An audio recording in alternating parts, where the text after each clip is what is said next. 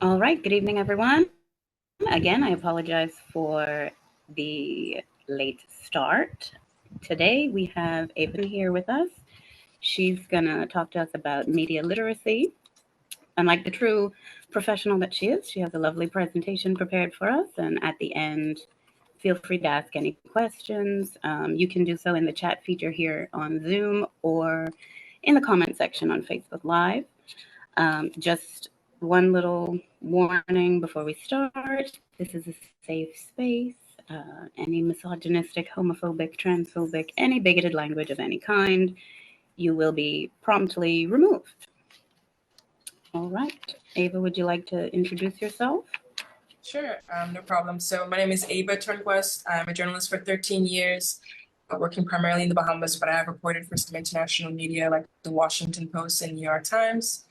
I worked most of my career in print journalism, but I have worked for about 3 years in broadcast and online, specifically with Eyewitness News. So today I'd like to just talk about media literacy in the digital age, in the current environment that we're now in, where we're in a 24-hour news cycle and we see the rise of, because I think it's something that is just increasing, not necessarily something that is new, but the rise of the citizen journalist and how you can navigate that space and be more critical of the media that you consume. And it's more of a conversation style, so I'll have a few slides. This is a reference, and I'll share my screen just to go through them really quick, just to make sure that everybody's on the same page. When we speak about media, what do we mean when we speak about media? And I like to open it up with an icebreaker. For those in the room, if you can, what is the first thing that comes to mind? This conversation is specifically centered around news media. And so when you think about news media, where do you consume most of your news media? You can share it in the chat or you can just speak up. But what is the first thing that comes to mind when you think of news media? If anyone wants to share. For me, the things that come up are established newspapers. So for the Bahamas, that would be institutions like the Tribune and the Nassau Guardian. And I see in the chat, yes. So, but primarily everyone in the chat is saying online or social media. And so that's, yes. And so most people consume their media nowadays through social media. Like they do most of the messages about anything. That's where we're primarily the most connected. And so I'll share my screen really quickly to run through these slides. I think I have the ability to share my screen. I'm gonna do so. Yeah. And so really quickly, I just want to run through some things just to make sure that we're all on the same page when we talk about being more critically aware of media. So that's just a title screen. But when generally speaking, and these are just when you put in, these are strategies that are tried and true and just really the intro level of critiquing any media or messaging that you consume. And those are the top 5. Who created this message and what is the purpose? 5 questions to ask yourself. Who created this message and what is the purpose? What techniques does it use to attract and hold your attention? What lifestyles, values, and points of view does it depict? And how might other people or alternative people different from you interpret or react to this message? And then finally, I think that's something that's really important, is asking yourself what was omitted or left out. And we'll dive into these more in a more contextual sense, but I just going on. And then how do you evaluate quality and credibility? There are 4 really good ways. Again, this is very general, and then we'll add context as we go. But relevance, does the media serve a purpose and to what extent? Accuracy, how factual is it? Are these claims backed up by evidence? Bias, what is the perspective of the author or creator? Is the message slanting the facts toward a particular point of view? And then reliability, is this a source of information that you trust? And so I've got a couple of 2 slides here, just taking very random examples, but just to show the different types of media. So these are three articles taken from the same week. Should be the same. The 2 of these are from the same day and 1 is just from the same week. But just to show the vast difference in style, and I'll bring these back up later, but I just wanted to get everyone oriented. And then I'm going to the next page. And so this is actually from the same day. So these are three newspapers that are from the exact same day with drastically different angles and approaches to some of the Sorry. yes? Sorry, Ava. We aren't able to see your screen. Oh no? Okay. Okay, perfect. So I'll Thank just you. go Yeah. back to the first article. These are articles from the same week, and this was to show the most prominent contrast. These are articles from the same day. These are three newspapers from the same day. And here we can see, while some of the stories are the same, all three of these newspapers have taken a different angle or approach to some of this, same stories. And so I think it's important to hold that in mind, because while there are numerous ways to tell a story, and it's important to consider that when you think about the messages that you're consuming and how you're interacting with them and making decisions based on them. And did you guys see any of the slides, or should I go back over just to bring up, just so you guys can get a look at that? Yes. Those are the 5 questions to ask yourself when analyzing media. And then this is a really great way or rubric to evaluate quality and credibility of the media that you are consuming. And so I just wanted to use that as sort of an icebreaker, just to get us talking or thinking about the different ways that a single story can be told in a number of different ways, from a number of different vantage points, and how that impacts perceptions. And this is something that I thought was a really great tool to ask yourself in terms of evaluating the trustworthiness of sources. And so these are 5 different sources, and they're listed in sort of from, and you can tell me, or you can judge for yourself what you think, if they're listed from most trustworthy to questionable, or questionable to not questionable. But so that's a crowdsourced online encyclopedia that can be edited by anyone, a website that often features sensationalist headlines, a popular YouTube channel that mixes current events, commentary, and user-generated content. And I'm pretty sure, as I'm saying, these different media, local media probably is coming to mind that you are consuming or being exposed to. A public service broadcaster that has a reputation for balanced and comprehensive news, a newspaper known for its comprehensive reporting and an in-depth investigative journalism. So those are all media, all could be, and they can all put out news media content, but in terms of being able to critically analyze whether or not this is factual information that you're consuming, if this is biased information, if this is information that has a political agenda or a slant, that is where media literacy comes into play. And that takes us back to looking at these information, because while a crowdsourced online encyclopedia like Wikipedia, in years past, it was not considered to be trustworthy at all, and it's still not the gold standard in terms of research. However, they have introduced more regulations, and it's peer edited. But it just shows that over time, our considerations we make about, or the allowances we make for different types of media, can be validated over time based on the uses and based on what they're used for. So if this is so Wikipedia is a crowdsourced online encyclopedia that is primarily used to do surface level research or to start research on a particular topic. And for that function, it's serving its purpose. It's endeavored to have some fact-checking capabilities, and they're doing some peer review and regulation on that site. And so for all intents and purposes, it's a source that can fulfill a need.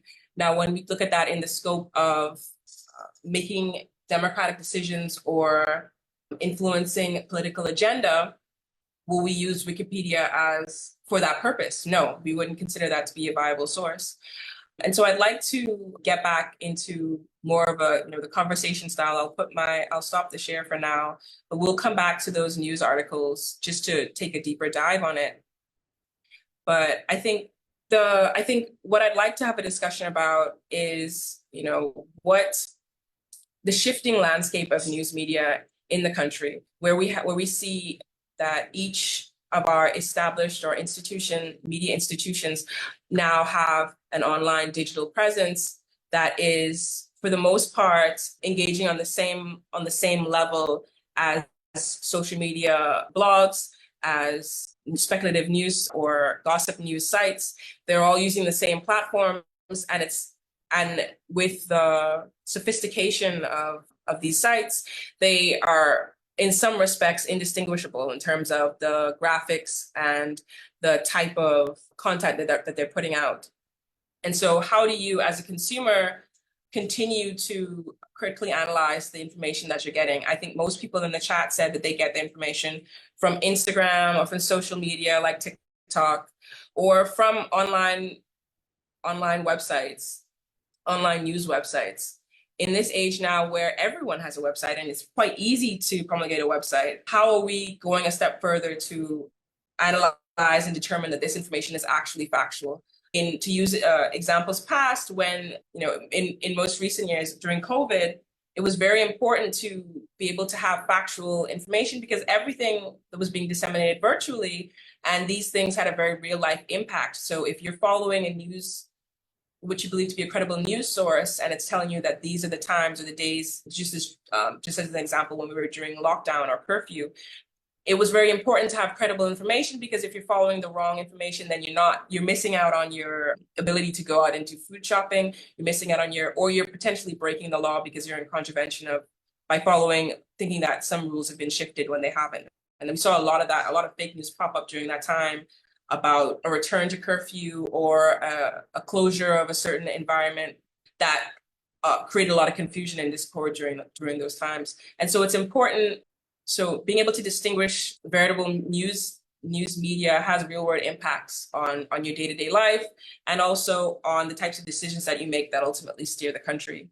And I think, Jess, if you had any questions, that's sort of just like an opener to get the discussion going. I'd like to hear from you and field your questions on your media literacy questions. If there's anything that you'd like explained, or if you'd like to dive into a particular topic, or feel free. This is really a sort of like a dialogue. And in the interim, while I'll just share my screen again and we can talk through. I think it's really interesting being able to see the difference between gender just from a print news media standpoint. Obviously, it gets even more layered when we look at broadcast news. However, I think this is a very concise way that we can look at how, while these are respected institutions, and yet there is still a distinctly different flavor among the three of them, right? And so when you take into consideration that even within the institutions, the established media, there are different perspectives, different angles, and it's inherent on you, the consumer, to then analyze this and say whether or not it's enough or it meets your services or what you need. So if you're going to, let's say you're using your primary purpose or your primary use for consuming news media is so you can stay up to date with crime that's happening in your area, or to be aware of any police efforts to curb crime. So you would want to have information that's, one, accurate, and two, and not rumors. So you don't want to be receiving information about false shootings in your area, about false lockdowns, creating it.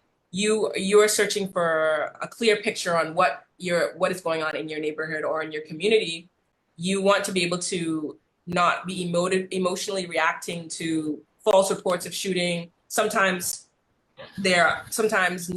credible news articles are repurposed or used later on and fashioned as something that's just happened. Like, so there would be a mass shooting maybe 2 years ago, and then there would be a report taken from that time and then re-released as if it was fresh. And so you're also not only navigating the fact that there are fake news sites, but there are credible articles that are being used in a fraudulent way. And Dylan, go for it. Hello. I was a little bit late, but I had a question about the thing with the whole like reporting on murders and such. I don't know. It's probably a political question, but do you feel like we're kind of overemphasizing that in our politics? So I feel so okay. So it's been a longstanding complaint or criticism of media that it sensationalizes negative or violent news over, and it's always used as a comparison to say instead of, right? As if there is a focus on negative news over positive news. And this is sort of it sort of boils to a head during this time when we had some international spotlight or negative press about the Bahamas. And it was one of the reasons was that, you know, because it's on the front page, we are inadvertently drawing more attention or placing a greater we're sensationalizing this. I don't agree with that. While I do believe that there's a level of sensitivity that can be co-created between an institution and its audience, I think a lot of that is a give and take. What I do believe is the way that we're using this argument, I think is moot. The reporting of these murders is occurring after the fact. So these murders have in fact happened. So we're not sensationalizing that they've happened. Perhaps the placement can be looked at, and that's where I talk about co-creating the news. So as an active consumer of, let's say, the Tribune, you are also, as a reader, you also have an input. And so you can respond by responding and by making your voice heard about certain issues, then your paper, which is a service provider, can make an adjustment. However, the argument that the social ills exist because we report on them, or that we're reporting on them too much to a negative detriment, I think doesn't stand when there are so many other holes, right? So the news media is just one partner. It could be we can consider ourselves to be a partner, right? But there are other community partners that are also, I think, that also play a role in the types of news media or the types of content that we have. And so when we look at it as an either or, I think it's not very, very constructive, because if 6 people were shot on a weekend, I think that deserves to be on the front page. If an MP was slain, or a political representative was slain, I think that deserves to be on the front page. And then does that now mean that their lives are more important than the murder that happened in Bimini of someone who was perhaps not, who didn't have any sort of political status or position? Does that mean that his life is less and that should be on the inside? At what point do we start to stratify over who is important or who's not important? I think what we're seeing now with Murders on the Front Page is it's a vestige of the uses and gratifications of media that have not been updated or changed or really had any real reflection of. Because to date, I think the loss of life is still something that's incredibly, as much as we have been desensitized to violence, I think the loss of life is still something that in Bahamian society is a front page story.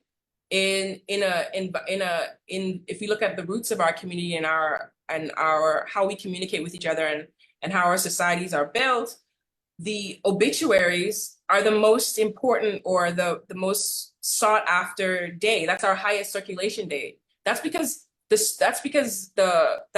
the value that society places on life, right? So we can look at this in a lot of different ways. And I think rather than stage it as a way of either or, right? Maybe perhaps we can start co-creating as into what else can we put on the front page. But I don't think we should get into this should not be, or we should police the content in that way, because it creates this dichotomy that is not organic, right? So if you feel that the spelling bee that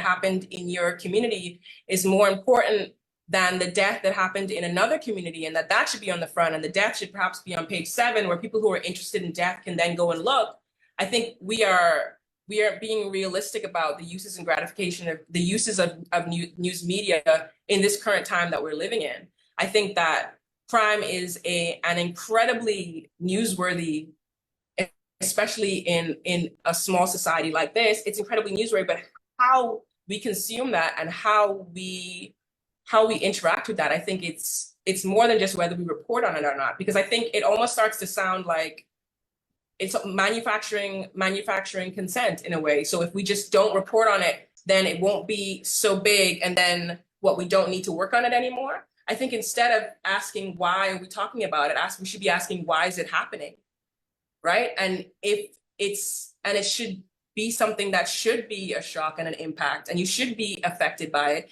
because that is, and it should be front and center, because that is an ill that we are all, need to work on. So yes, I do hear the calls for greater sensitivity, but I think it's coming from a place of false optimism, as if to say that we can't do both.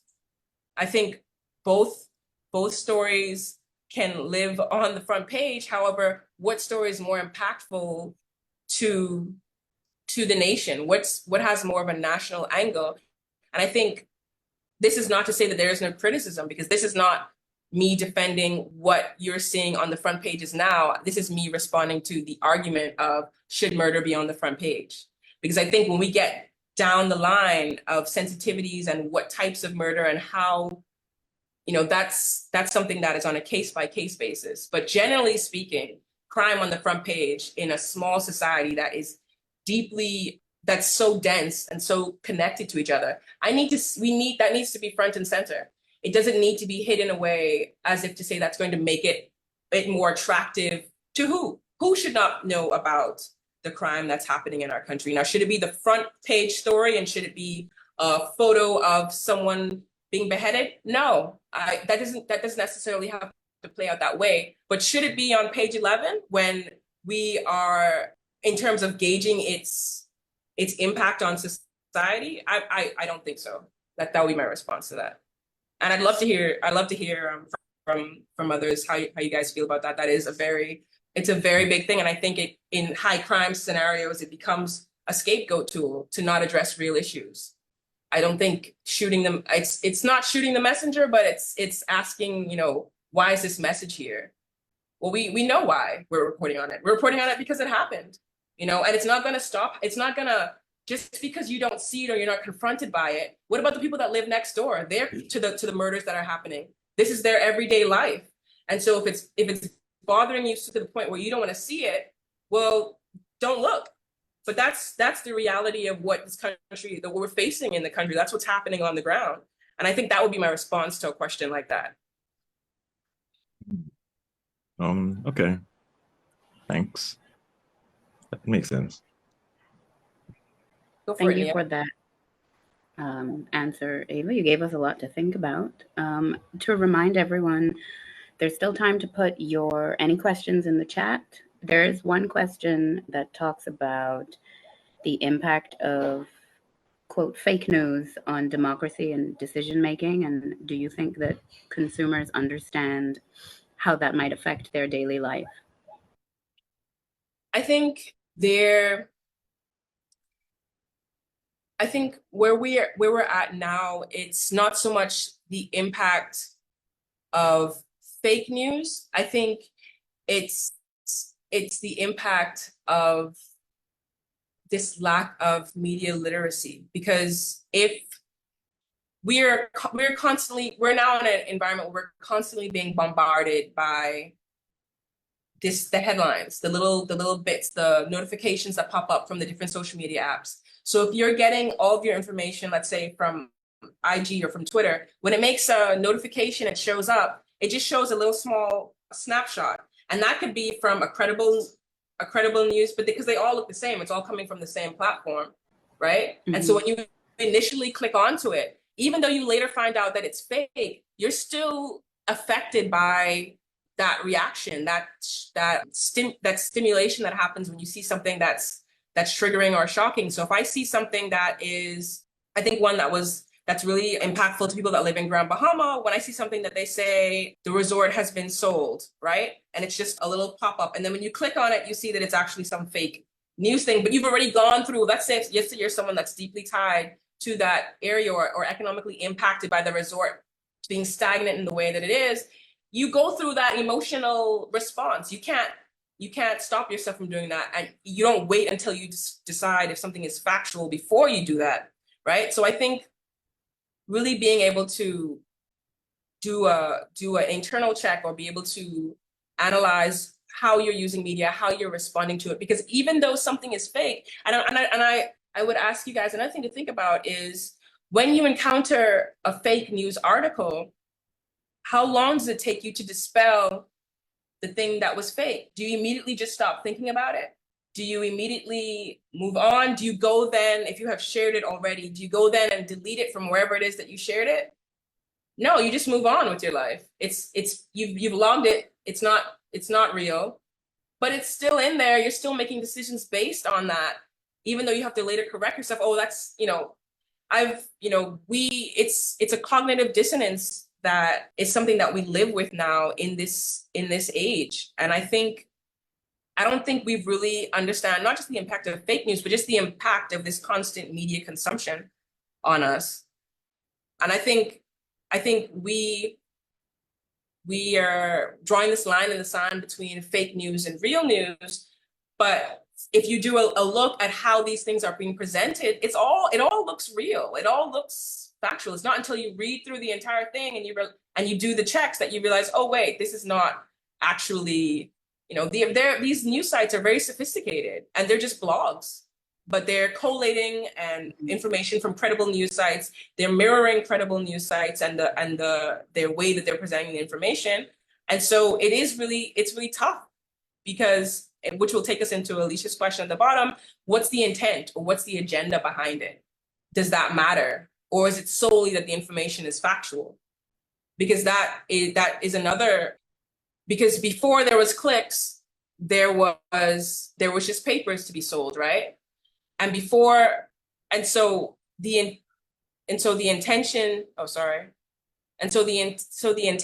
behind why news entity is doing what it's doing, that matters too. Does it materially change though the ranking of because what we're asking is not whether or not it's advantageous for media. You're asking whether it should be on the front page, and the gauge for that is, does it have a national impact, and is this important? And if it's not important, if it should not be highlighted, then why? Because I think, would the story with Dawn Saunders be an inside story? Like, realistically, and was it not an inside story because we wanted to get clicks? It is generating a lot of clicks, but why is that? Is it because we put it on the front page? Or is it because an MP was killed? Right? And so I think that's a constant, we could wrestle on that all day between the intent behind something and what is the outcome, right? And we know that the intent matters. It's not to say that it doesn't matter, but it's to say in these arguments about where we place the news, how important is that? Is it because it's also advantageous?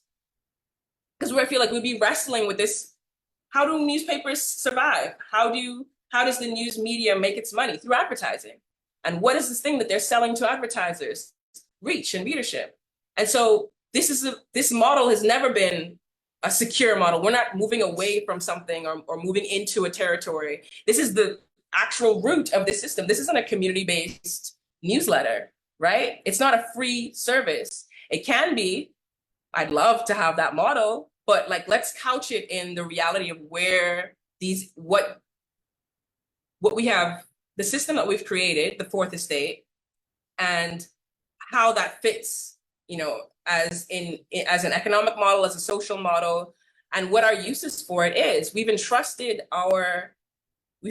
this fourth estate, which is like a community role, to a company, a corporation that also has its own agenda. Doesn't particularly have to be political either, but it has an economic agenda. It has to survive. And so when we analyze the decisions of placement, it's easy to demonize or to think about it in a sort of like a very polarizing sort of view. But I think we can always go back to who is this important to and why, and when we look at that, it's some reckoning that we have to do. Why is it that the obituaries are the biggest remains from start to finish, the highest circulation day? It's because life and death matters. It's because we value life and we want to know who dead. And so we have to look at ourselves too. And why do we want to know that? And is there something that we can collectively, society, decide that we want to put to rest? But that's not something for the fourth estate. That's something that the reader, that's, can step up to, really, and should lead that discussion. It requires reflective. And sorry, Mia, go for it. Hi, Ava. So my question has to do with, I guess, how journalists are trained, like once they're already in the field, and in terms of trying to have a non-biased approach. Because I was at the EDLS lecture, the law school lecture, with the current Chief Justice and the former Chief Justices, and I guess one thing that was highlighted is that oftentimes the media has a role to play in terms of, I guess, demonizing criminals, I guess people who are before the justice system, because it kind of leads with a guilty approach before the actual court has done its job. And so I wanted to understand, because I know you've been in charge of groups of journalists before, and like, how does that work internally in terms of how y'all decide certain, like, the narrative? And then also, I guess this could also be applied to how victims of sexual assault are also portrayed, and like how y'all decide how to structure the narrative around that to be non-biased. I think that's a really good question, and a great example too that I'd like to get into: police reporting versus court reporting, and those being two distinctly different types of reporting. And that something that we often discuss on how we can have greater cohesion across media and how that's played out. That's one area I think that deserves to be, we should have a caucus on that as media workers, because there are, to the detriment of victims, to the detriment of families at times, that lack of cohesion on what is the best practice, on what is the correct approach, oftentimes contributes to some of the issues that you talked about. But in terms of speaking from what the process is and what happens, crime reporting and court reporting is almost exclusively limited to the sources of the police, the direct, in some respects, the direct victim, and in the case of the court. And so when we are reporting from a criminal matter and the source is the police, we are sticking to the language that is in the crime report that the police has given us. And that language, that bias, that could be perceived as a bias, translates into the reporting. And that can be from as simple as referring to women as female. That can be as simple as what bits of information are shared versus what is not shared. We take lead from the authorities in that matter. And in that case, in the case of criminal reporting, that the primary authority is the police and the police report. And so and in some respects, for legal reasons, the tendency is to stick almost exclusively to that source reporting. And then in the case of court, there are legal limitations on what we can report and how we can report it, when we can report it. That creates a bit of dissonance for the public, especially in very high profile matters. But I can say that in terms of the biases that present itself, I think they are, when they do come up, I think that they are in some ways a part of the need to reform those reporting procedures, have greater cohesion between the institutions. So that's the police working with media to decode or improve the reporting, how that they're reporting, and explain what certain types of reporting mean. But I know that in terms of most assault reporting is coming from a police report, and it's coded in that way because it's almost increasingly, and it's different based on each different media house. But as a standard rule, when they're reporting from a crime report, that's the thing that the police send out incrementally, either in the day or in the evenings, or in the case of something that is emergent, they will put out a statement. 9 times out of 10, the news media or entity is just parroting directly from that statement with minimal change. And that's why you will see language carryover, like the referral to women as females. because that's something that's very much still at play in official police reporting.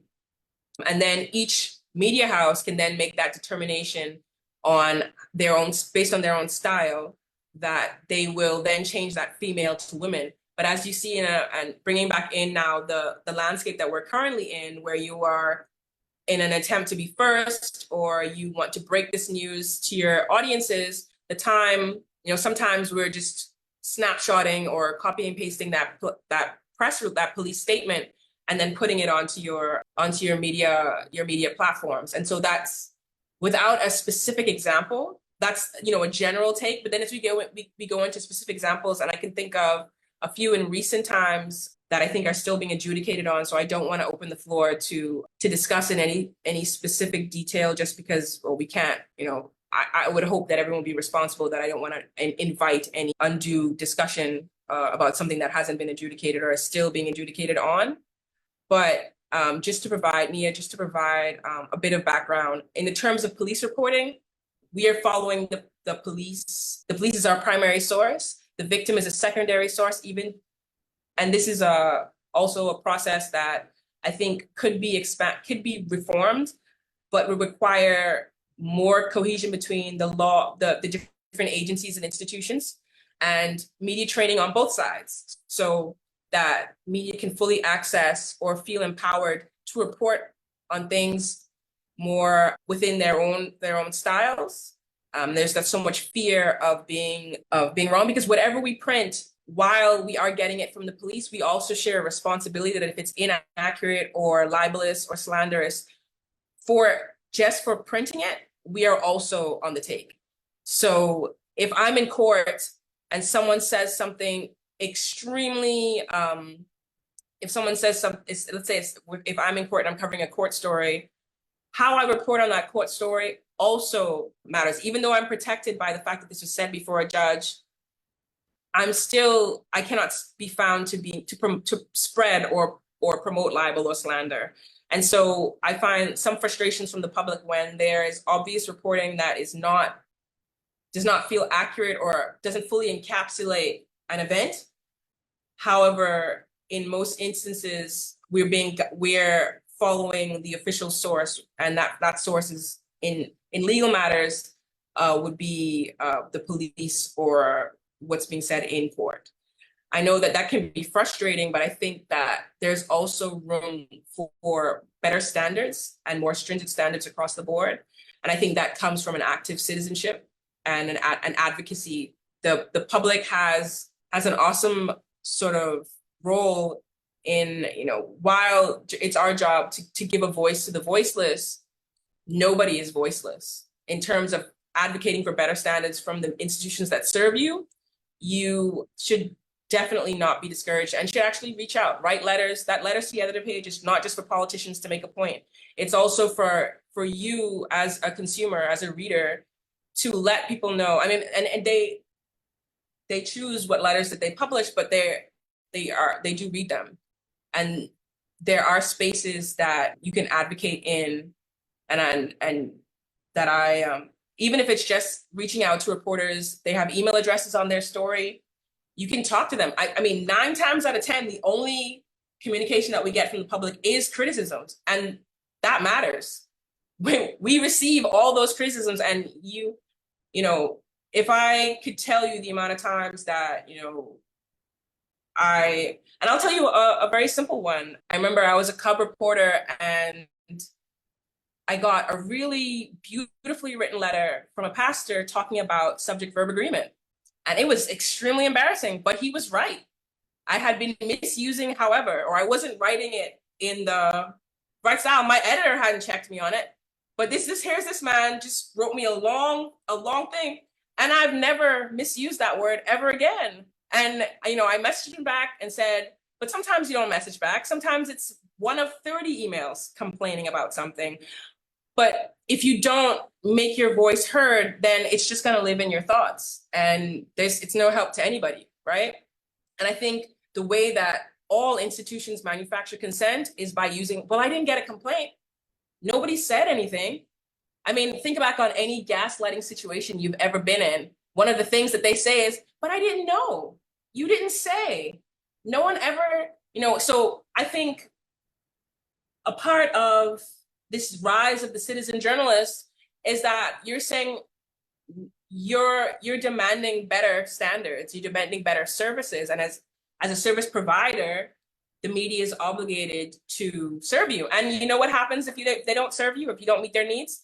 Then you won't use them, and that has a very real impact. I think one of the things that across the board Bahamian businesses are feeling right now is people withdrawing their economic support. And you see institutions that have enjoyed a sort of comfortable space really taking a hit, and are now trying to reform and rethink or reshape how they engage with the public, because that matters. And the way that you get better reporting and better standards is by showing people that you're paying attention, that you're not just using this to wash your car or wipe down some windows. Like, you are reading and you're seeing and you're saying that this is not acceptable. And I think when you do that, you encourage, it's a form of encouragement too.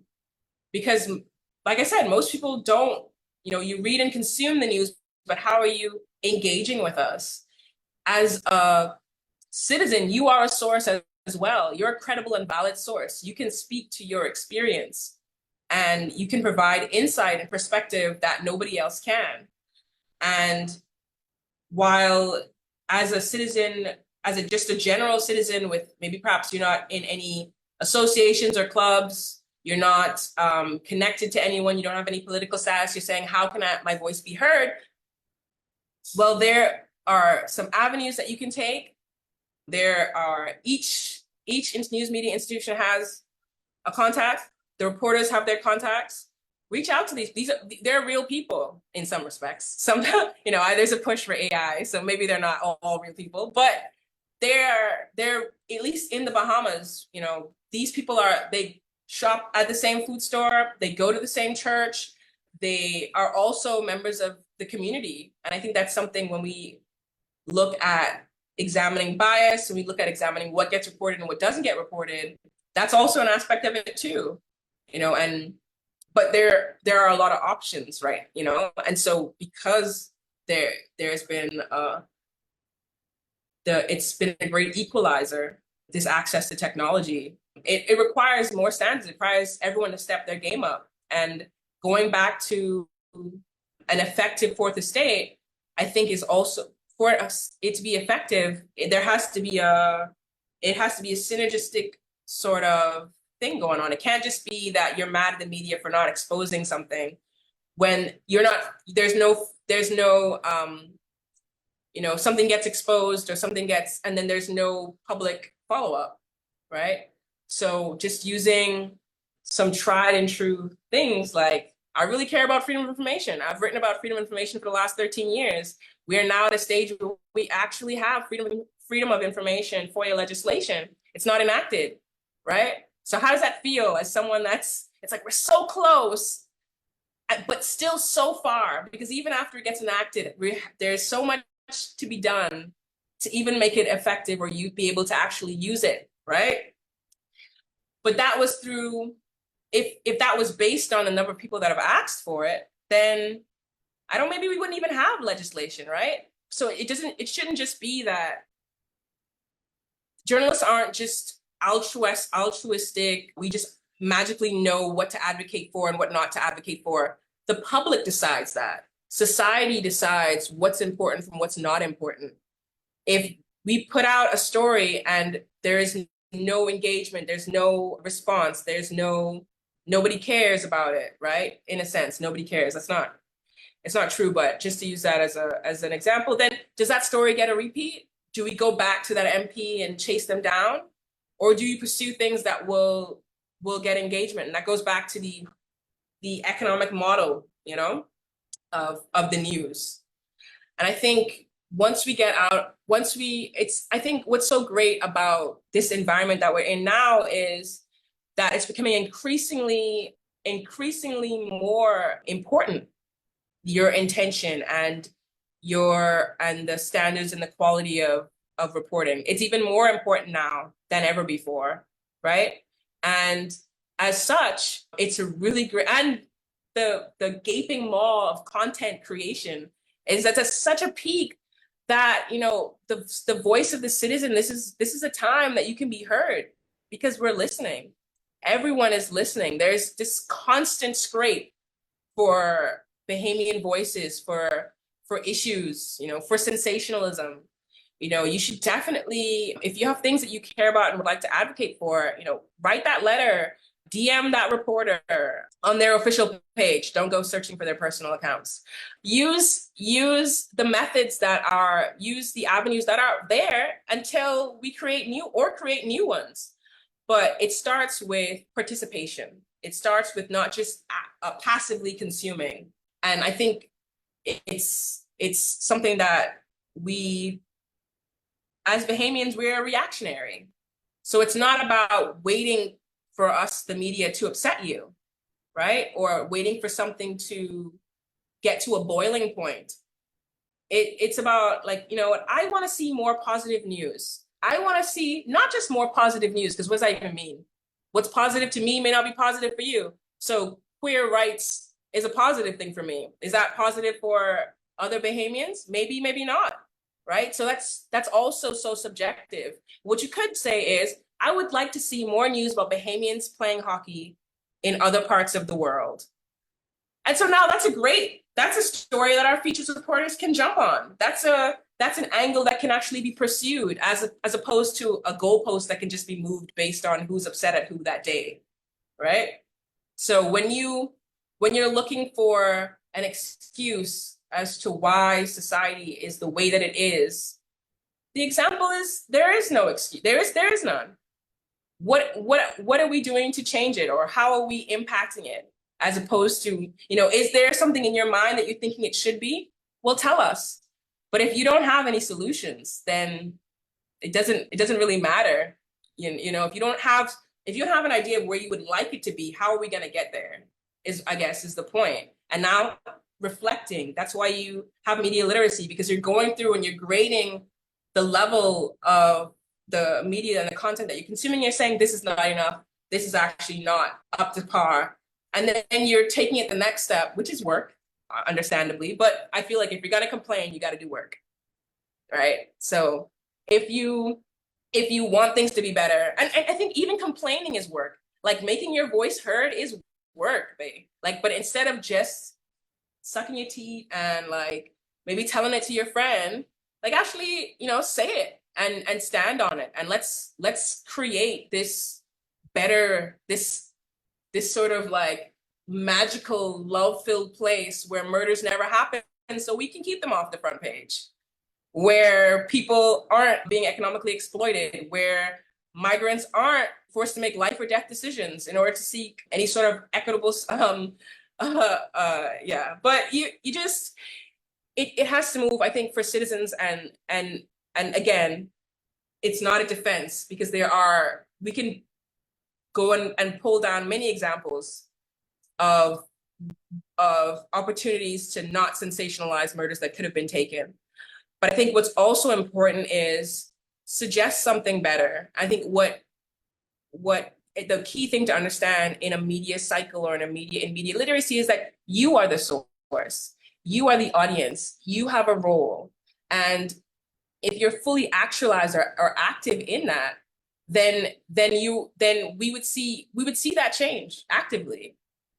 And just to answer Dylan's question in the chat, what are the ways that you can engage with the news? A really great one is by looking at the news. Watch the news. See who are the citizens that they contact for certain issues. Most of the time, when you see reporting or reactions to legislative changes or emergent things, and they go out and seek a public opinion, a public voice, they're at a city center, they're at a bus stop, they're at a bank parking lot, or they are interviewing someone who wrote a letter, who said, hey, I have these opinions, I'm impacted, I'm in this sector, and I would like to share what it is on the ground.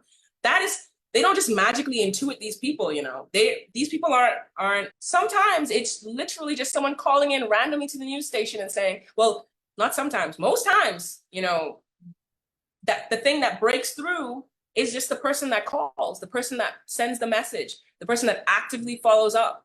Right now, we're in this where you don't have to send us anything by post. You can just send an email. You can just send, I think some news stations have like a WhatsApp number. So I think also being realistic with yourself too. Like if you're honestly calling about doing more, having like a horse stable pages, just expect you to get answered when, based on the level of thing that you're emailing. And yes, all complaints are important, but that's the only thing you have. There's no obligation to, I think we have to let go of that too. Oh, because I said my piece and I didn't get the thing that I specifically wanted, the outcome that I wanted, I'm not going to do it anymore. That's not how it works. That's not how you co-create the society that you want to. You say your part, everyone gets a chance to look at it. And if it's taken further, then it's taken further. But you also can create your own newsletter too, and then just post stuff, and maybe the news or media will pick it up as what happens. I mean, we've had about 2 or 3 political groups that have just popped off of social media. It's definitely, I think the way you're media literate enough, I think that's actually a good question, right? Because it's like but also if you're asking that question, then maybe you need to think a little bit more about what you're bothering the media with, right? So if you're bothering me, or if you're reaching out to a media personnel to say that the light on Meadow Street has been flickering for the last 3 months, and you've called everyone and it hasn't been changed, and it's seriously affecting your ability to sleep because it makes a little noise. Are we up? What is the level of, I'm not saying don't send the letter, you send the letter, but actually have a realistic, does your matter, you're contacting a national news reporter. But the flip side of that is, you don't know that everyone in the 2-block radius of you is also experiencing that, and they've also been sending letters. And so now what we have is a fault line in BPL that's actually costing the country $2 million a year. That's a story that would have never been broken if you hadn't put in that email. And so it's like it's such a cycle, right? It's called a news cycle, right? And what comes to the top, or what rises to the top, are those that are persistent. Are those that are passionate, are those that are well researched. Because if you're contacting a reporter with erroneous information, you've just wasted everybody's time, right? So you get what you put in, and it's so evident in the level of news and the level of reporting that we have currently in the country. We are all co-creating what we see on the pages, and if you are satisfied, unsatisfied, if you think it could be better, then suggest it. We're in a media landscape where there are no everybody's an expert, to be honest. And you have perspective, or you are impacted in a way that cannot be replicated, and you should share it. It's valuable. You should organize. The way that you hold not only the press, but your government accountable, and that may be the reason why you're doing it, is by being active, is by also doing the work. We all have to. And this is within every societal ill, not to describe news media as a societal ill, but with everything that we want, we have to put in that work too as well. I hope I've answered, and I've not just been super amazing. If anyone has any other questions, feel free. Yeah, please feel free to unmute yourself to ask a question. I did get a question submitted privately, and that is, how can we get investigative reporting in the Bahamas? What do you think about that? Does it have to be the pet project of a billionaire, or? Yeah, so it's a bit I have a lot of views about this, right? But I think when you say investigative media, investigative journalism, I think it's sort of like a catch-all. People don't really understand or use it the same way we use, oh, don't put murders on the front page. We say, oh, we need more investigative journalism. What we do need is active citizenry that's going to advocate for changes in the law that would allow investigative journalism. Currently, we still have criminal libel on the books. So if I went and investigatively reported on something, right, there's still a great chance that before I'm exonerated, I have to spend some time in jail. Now, I'm a single mother of 2. I don't have that kind of time to spend in jail, right? So does that mean that investigations are not important? Does that mean that I'm not also trying to investigate things? No. What it means is something that would have taken me 2 weeks to investigate now takes me 6 months. Maybe it takes me 2 years. Maybe I won't know until there's an election change and some politician feels like it'll be an advantageous thing to share with me. That is the environment that we're in. And I think we need the public support so that there is political will to do the things that are supposed to be done. And I think in order to, why would anyone want to be held accountable? You know, it's not a natural trait to want to be monitored or have oversight. So why would they give more of that? No, that's something that has to be demanded, right? That's something that has to, and we can use public disclosures as a really good example. Does anyone even understand public disclosures? Do you know that if they have done it, how you can access that information? Do you care? Do you know why you should care? So I think, one, the reason why I say money is because journalists aren't robots. They live in this society. What if I'm investigating something, and this has happened to me, what if I'm investigating something that there is no legal way currently to obtain the information, right? In order to do this investigation, I will need to break a law that shouldn't exist, but that does, right? And so by putting this pressure on the journalist to perform like our American counterparts or our European counterparts, to perform in that way without any of those structures. Even in the US, you know how long it takes to get a FOIA request? It could take as much as 3 months. Does that mean that the reporter is not working and actively trying to get this information? No. But what about here when there's actually no legal requirement, right? Or in the case of public disclosures, when there is a legal requirement, but there is no political will and no real consequence, right? So I think, how do we get more investigative journalism? We need to show that we want investigative journalism. We should support journalists who are working on it and encourage them, right? And so I think we have to want more than the sensationalist aspect of it too, because there was some great reporting that's come out in the last couple of years, but to what end, right? What happened, and what happened to those reporters? You know, what happens to a reporter when they report on something and they break a story and they experience the blowback, political blowback, you know? I think what's so great is that we have really strong institutions, but they are only as strong as their ability to defend themselves and in court as well. And my professor would like to ask me a question. Hello, Ava. Great to hear you and your overview or analysis in terms of how comprehensive it is.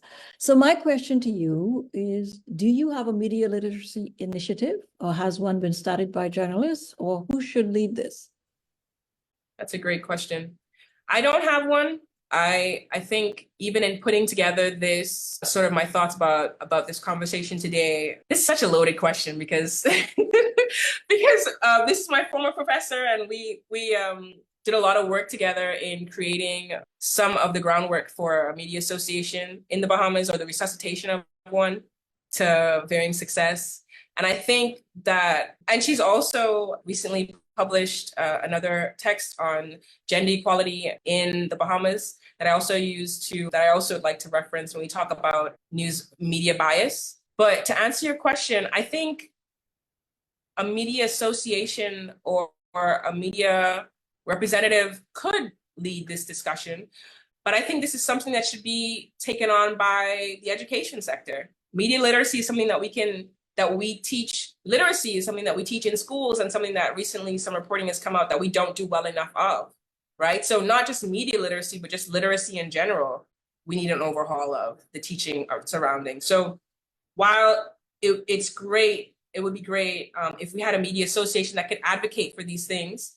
In the absence of that, I think this should be something that should be taught from an education standpoint, that should be embedded in our reading and writing comprehension in the schools, in the schools, and then built upon throughout the years.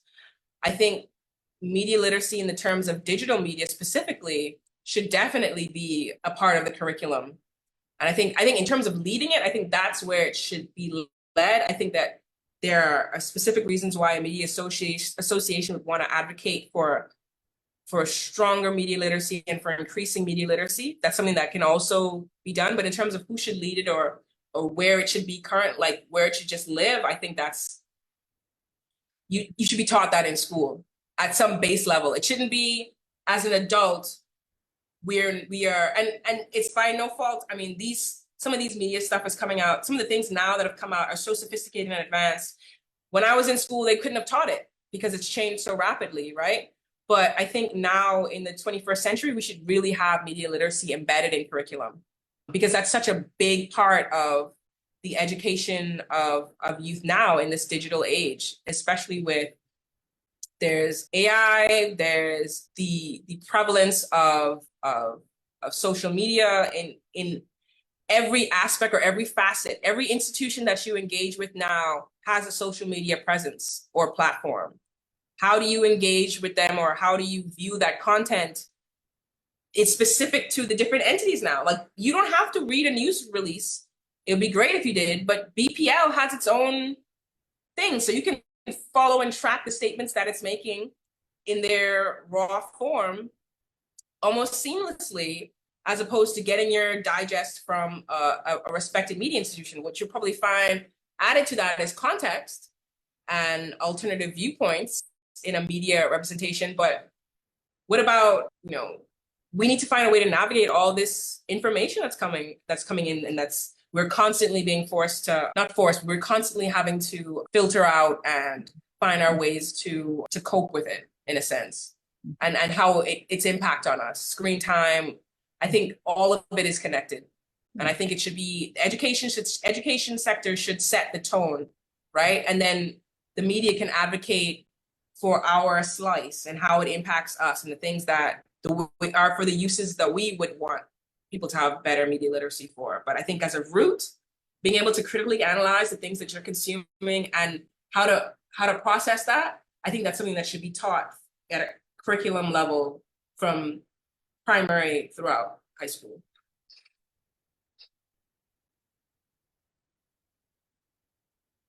And I see in the chat, can you reference some of the reporting that I've done? In what context? Because I'm yeah, just in what context would I be bringing that up? So that was submitted privately in reference to investigative journaling. Yes. Reporting, sorry. And I would think that, so the question in the chat was, can I reference my John Roney articles? That was a really interesting experience. And I would say that is not, and when I think about investigative journalism, I think it goes even deeper than that, the requirements for investigative journalism. Most of that was just reporting. That was things that were happening in the moment, right? And the investigative aspects required us to dig deeper but that was also us reporting on a journey that his family had taken and a journey that his family had embarked on in terms of seeking answers. And so so there was a level of support even in that when we think about actual investigative reporting, that doesn't exist, that support's might not necessarily be there. But then we could talk about the blowback. I think for a couple of years, politicians would jokingly refer to me as the Haitian reporter, because I was asking about certain issues, or I would continue to ask about certain issues and follow up about certain things. And I think, but that's something that was said jokingly, but it was what they felt. It was how they felt, and it was a way to sort of stigmatize me and sort of delegitimize the questions that I was asking as well. one of the, I guess, things I would say about that time is you also, as a journalist, you're not, that's also something that I'm interested in, right? So I'm interested in aspects of migration, about the news uses and agenda setting. Those are things that are my personal interests. And so it was not a stretch for me to be able to report on that, work late hours, or investigate those things. But it should not be because I was interested in it that that's the only way that something can get reported. It should be that regardless of a bias, in that way, my interests was able to be altruistic in a sense. But what if my interests were the opposite? What if I was someone who was anti human being? What if I was someone that was perhaps against migration or against, I'm trying to find because there is a valid space there. Not everyone is a xenophobe. But what if I was, let's say, what if I was a xenophobe, and my bias now is skewed to not reporting about those things and shutting down those things and delegitimizing any reporting on that, right? That's where, having that cohort, that media association, that sort of unity or best practices and standards across institutions, that's somewhere where that would be useful. Because at that time I had colleagues that were interested and would have liked to report on some of those things, but they felt as though there was no appetite for that among their audience or in editorial.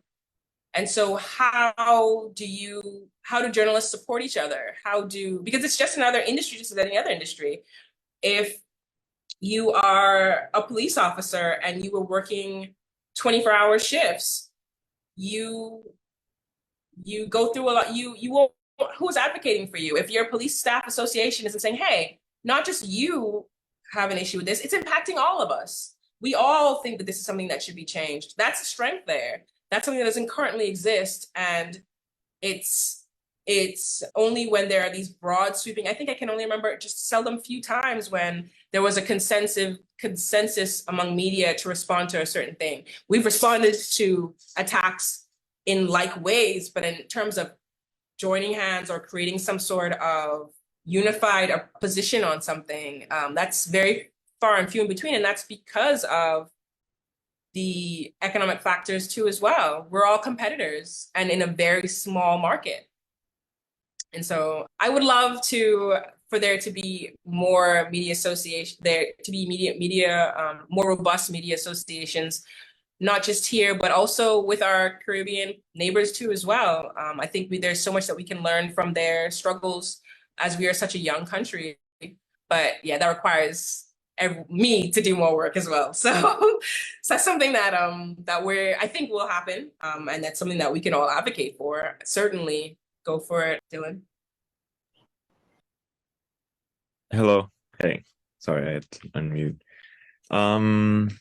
So you kind of already answered this with your point of like we collectively advocate for change, right? But when you mentioned the thing about, say, BPL, like for example, has their own little outlet where they post like updates on their end, right?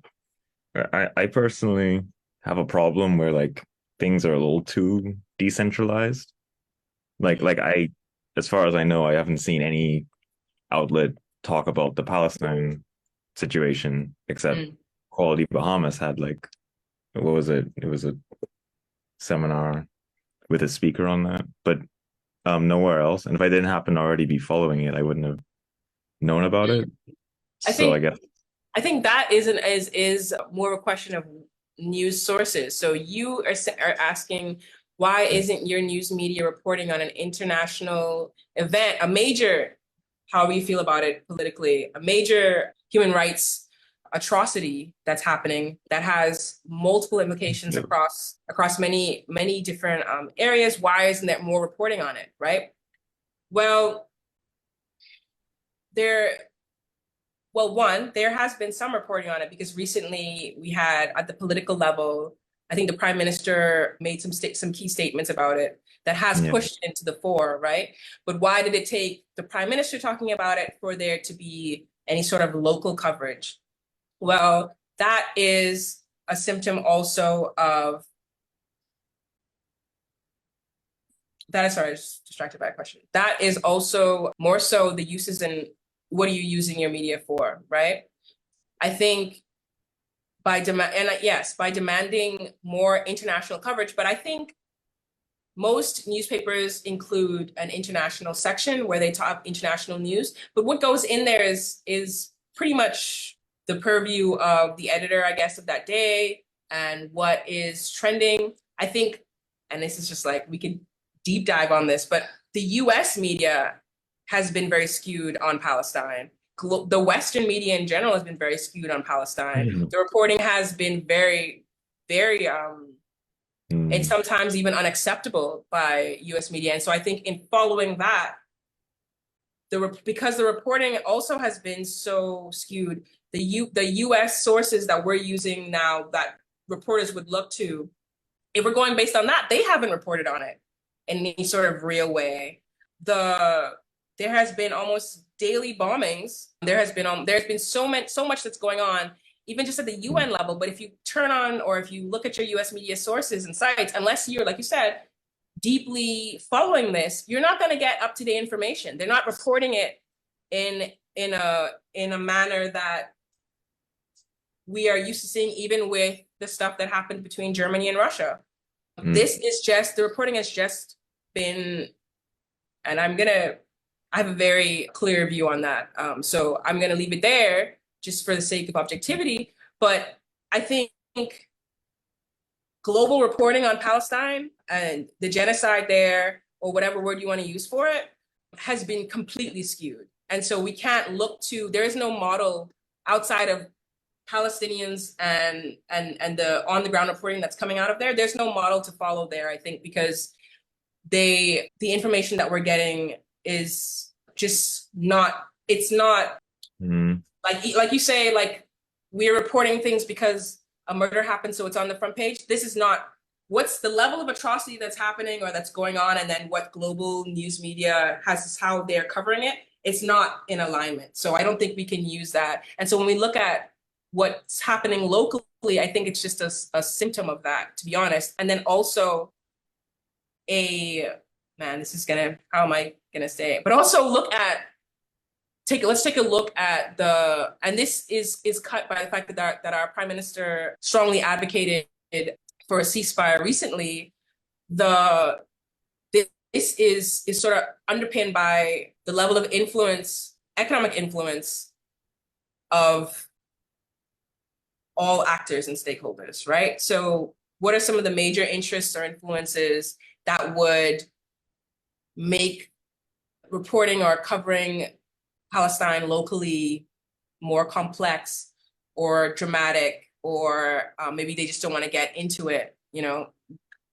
There are, how come? So I think what I will say is that is a symptom of your society that you're living in. So you're living in a society where we do not have, it's not an equitable society. We're still advocating for basic human rights. So why we're not reporting on the atrocities, human rights atrocities happening in other parts of the world? There's something to be, there's a link. The call is coming from inside the house on that one. And I think, yes, Equality Bahamas and some other groups have put out on how they're carried in the various newspapers are also indicative of the, I guess, positioning of those newspapers and who's working there, and also to do with staffing as well, and the prevalence of, on the local nature of our reporting, of news reporting in the country. We are very insular, and because there are so I think where you would see that break the veil is in terms of the reporting on Black Lives Matter. There were Bahamians that were living in those areas that were directly impacted.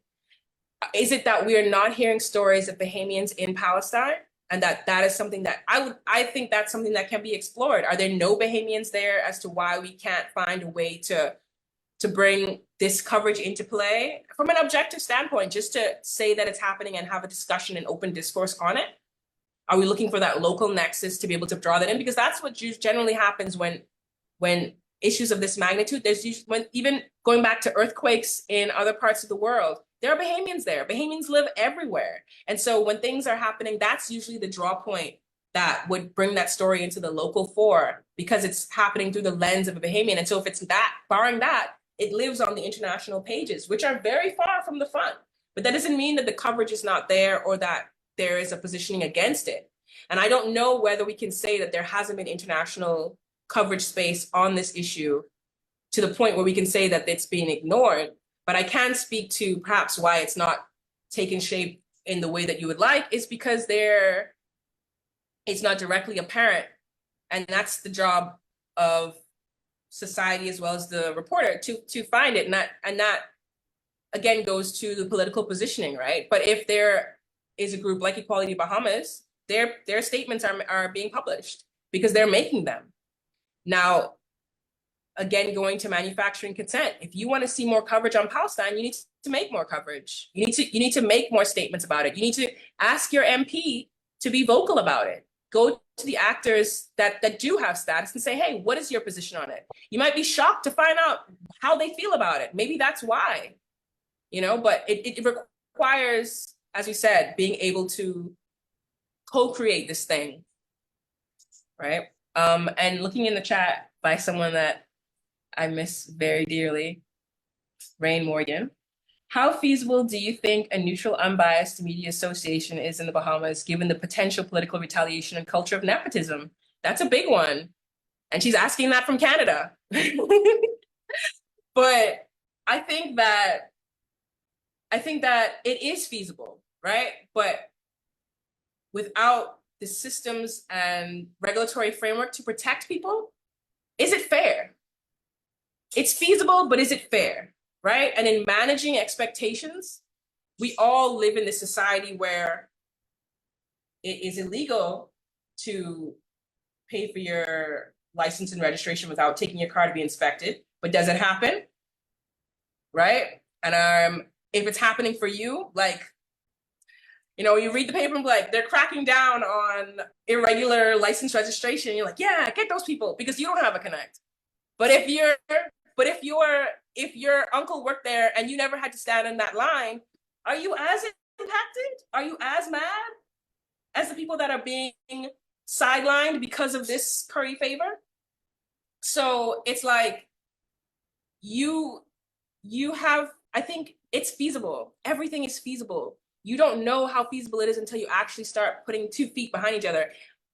Some people didn't feel that the last 2 elections were feasible. And look at the results of that. You know what I mean? Everything is feasible, but is it fair? Is it fair to demand neutral, unbiased media association in the Bahamas, right? In this current environment? Or can we accept that we can take the steps to start something that can get us close and then there eventually, right? I think that question stops us from even trying. And that's how censorship works, right? Until we start until I started going to the House of Assembly with dreadlocks, people thought I could not work as a reporter, right? And the people that worked there thought that too, because they would block me a lot of times from going inside. But, until I kept going, until I continued to be published, they was like, oh yeah, you can come inside with your dreadlocks, right? Or you can come inside with your flats, or you can come inside with your open-toed heels, as has been, they just love policing women and how they dress. But until you start doing it, I think you'd be surprised at what's feasible, Like, I think 10, maybe 13, 15 years ago, when I was in high school, would it be feasible to think that we would have this level of advocacy around women's rights, queer rights, migrant rights, that there will be voices and spaces to be heard and to advocate in? It did not seem feasible. It did not seem like that's something that society either wanted or would accept. Just even on something as fundamental as women's rights. The culture of it is what it is very strong with us, right? And so we just accept these things. And it's not until we see it happening for other people or have a personal experience with a door being shut that we see that we consider alternatives, you know? And you'd be surprised the things that you're thinking that you think you are so simple and anyone can think them. You'll be shocked at how you pierce the veil with and that you're like, you know what? No one has ever said this. And you're thinking, what? This basic 2 + 2 = 4? Like the first person that said women should vote. Can you imagine what that is? And it's still creating an uproar like years later. But I think that's it's so powerful to think about it from a position of like, are my expectations for this to be perfect fair? And then go back at what's feasible, right? Because I think all of the successes that we have been from imperfect scenarios. The first government of the Bahamas, imperfect scenario. Like, I'm pretty sure if we could go back now and do it perfect, it would not look the same, right? But we did it. You know, we got our independence. You know, it wasn't in the ways that, in some ways, you know, it didn't include women, you know, in the first time around, but then we went back and got them years later, but it happened, right? And it's because we decided that it wasn't about just whether it's feasible or not, but that it had to be done, right? And so if we're saying that neutral, unbiased media association is what this nation requires, then that's what we need to do. And then we'll figure out the feasibility of it and find a way to like patch it, you know? But I think if I've learned, if anything, the last 13 years of being a journalist in the Bahamas has taught me, is that you would be so shocked at how long and how short progress is, right? How things that, you know, stories that I wrote 10 years ago, I've seen negligible progress on, overnight can be changed, right? Overnight can be changed. And there's not just one thing, wasn't just consistent reporting that did it, but without consistent reporting, could it have been done? Those sorts of things, like we just have to try. We just have to keep working at it. And and the way that we sort of shoot ourselves in the foot is when we think that by that criticism, that we have to choose between being kind and being honest. And that honesty and being upfront and direct with your media professionals who are serving you about how they can serve you better, that wouldn't be valid or can be valuable and very constructive. You know, you don't just have to curse and spit on us. You can actually just use words and you know, come to a greater understanding.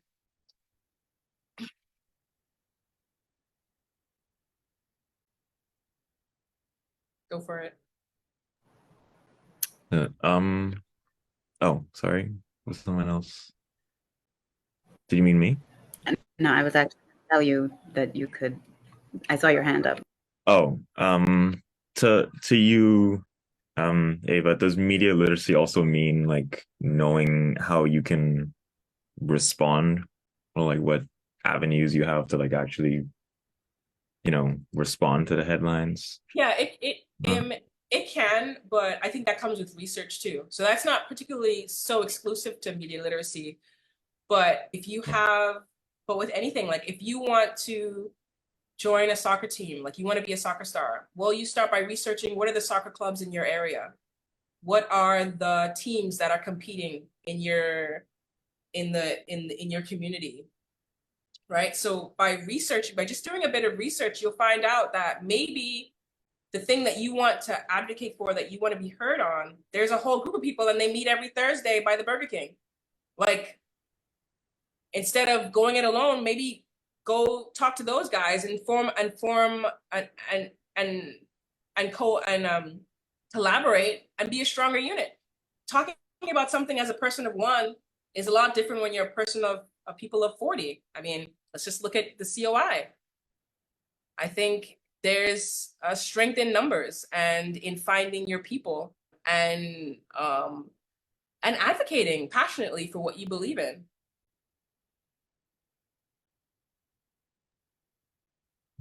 Okay. I think, and it's not to say that there is no Does anyone maybe have victimization. Sorry, no, I was just saying sorry. it's not. I'm not saying it to say that you should just advocate and not fear blowback or backlash. But I'm saying there's strength in numbers, and there are ways that you can advocate anonymously, even to just be heard and to push a particular issue forward.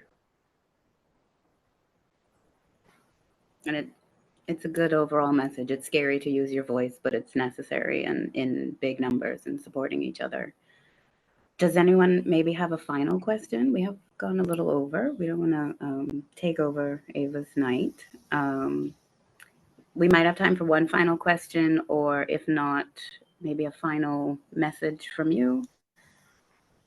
If no one sends a question. I think I'll say, if anyone has, I'll put my email address in the chat. If anyone has any questions specifically around media literacy or how they can be more vocal, you can just reach out to me. I would say I think every news station has a contact page. Those contact boxes are very discouraging because they're just going nowhere. But for at least the newspapers, they include the email addresses of the reporters, and that's their direct email address. That's where they get all of their communication. So they're going to see that email come through from you, as well as spam. So try not to be spammy. But if you have something that you're passionate about and you see that there's some reporting and you would like more reporting, or you just like to share information, or maybe you see something that's erroneous and that needs to be corrected, like use your voice, and that's a tool for you to really demand better standards or demand more. If a reporter writes about something that you actually like, that's something that we just don't get. Like, you click like and you maybe share it, and that's how we know that you're supporting this. But that's not the only reason you like and share. You like and share sometimes to share your disdain and to share with other people to further criticize. So that's not really a good litmus test of whether something is great or not great. That's just whether or not it made you feel something or do something. But if there are stories or reporting that you would like to see more of, reach out and say, hey, this was awesome, and I need to know more about this. These are my questions that I have, because I'm a reporter, not an auditor, so in the aspect of reporters asking about financial disclosures, I'm not a forensic auditor. I'm using the information that's being given and digesting that and putting it out there. But if you are an auditor and you see the Gazette and you say, hey, this is wrong, reach out to a reporter. I'm actually, and if you would like to do something like that, also hit me up, because I'd love to speak to an auditor, maybe to do some pro bono work around financial disclosures. Does not have to be sensationalist, and you should probably do it before we get into election silly season. So I'll put my contact information there. But yeah, especially experts, if you're an expert in a field, and that's whether you have experience, either lived in, academic, or on the job, you're the authoritative voice that we need to hear from. You have critical perspective that should be shared. And if you're reading something and scoffing and saying that's wrong, definitely correct us, because not many people are doing that. So you're in a league, or you'll be, more often than not, your email will be read, your message will be heard. So yeah, I'll put my email address, and I hope that I didn't just shout at you guys and that it was informative. Thank you for the opportunity, Equality Bahamas and Jessica. No, it was very informative. Thank you so much. Okay. Thank you so much to Ava Turnquest for joining us tonight. If I have been informed that there will be a part 2, that you will be joining us again. So if anyone would like to maybe give us a heads up in terms of what questions you might want to ask there, feel free to put it in the chat now or to send it to us some other way. Later this month, on the 17th, we will be having our feminist book club. I'll put the link for information and sign up in the chat. Yeah, I'll definitely do round 2 whenever that comes up. I appreciate you guys giving me the opportunity to speak about it. I'm obviously very passionate about this. And yeah, I could go on forever. So thank you.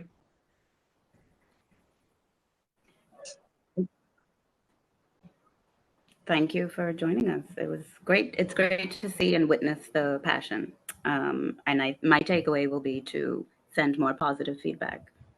Not that I send negative feedback, but to send more positive feedback to journalists. We don't put enough stake into the power that our voices have. And I also like, I think most of the photos, if barring, really impactful, really high profile murders, it's almost jarring because the text around will be like all doom and gloom, and then the photos of like kids at the beach enjoying their Easter holiday, or like someone winning a speech competition. So like it's there. Let's analyze if that's effective enough, or how we can change that. Because I think that's also sort of like a band-aid over a bullet wound too, in a way. So yeah, there's definitely lots of legs on this kind of discussion, and it starts with just being more vocal. Thank you so much. Bye. I hope everyone has a good evening. Bye.